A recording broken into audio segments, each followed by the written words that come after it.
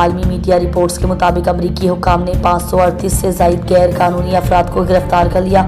فخر نیوز کے bureau chief اعجاز احمد طاہر اوان سے عالمی میڈیا رپورٹس کے مطابق امریکی حکام نے غیر قانونی تارکین وطن کے خلاف ایک وسیع پیمانے پر کارروائی کی ہے، جس میں 538 افراد کو گرفتار کیا گیا اور سینکڑوں کو ملک بدر کر دیا گیا۔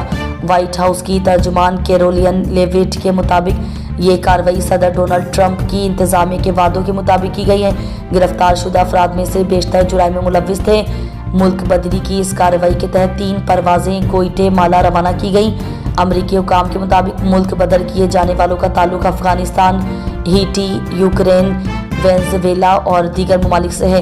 اقوام متحدہ کے حقوق کے دفتر کی ترجمان روینہ شمداسانی نے اس معاملے پر تبصرہ کرتے ہوئے کہا کہ اگرچہ ممالک کو اپنی سرحدوں پر اختیار حاصل ہے، لیکن انہیں یاد رکھنا چاہیے کہ وہ پناہ کی درخواست دینا ایک عالمی طور پر تسلیم شدہ انسانی حق ہے۔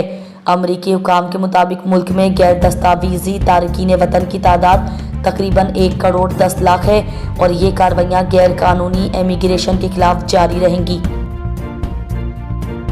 3 کروڑ سے زائد آبادی والے شہر قائد کراچی کے لیے فائر اسٹیشن کی موجودہ تعداد میں انتہائی کمی۔ فخر نیوز کے بیورو چیف اعجاز احمد طاہر اوان سے میڈیا رپورٹس کے مطابق کراچی میں فائر بریگیڈ کا نظام عالمی معیار کے مقابلے میں کافی محدود ہے۔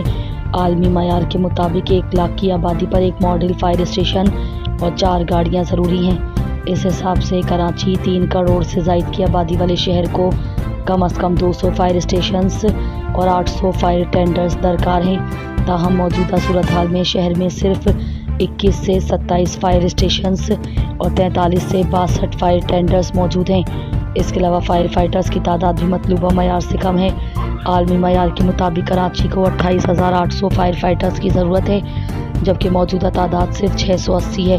اس وقت فائر بریگیڈ کی 38 گاڑیاں کئی سال سے خراب پڑی ہیں، جن کی مرمت نہیں ہو سکی۔ ان کے اعداد و شمار و حقائق کی روشنی میں یہ ظاہر ہوتا ہے کہ کراچی کا فائر بریگیڈ نظام اپنی موجودہ صلاحیت میں شہر کی ضروریات کو پورا کرنے سے قاصر ہے اور اسے فوری توجہ اور وسائل کی ضرورت ہے۔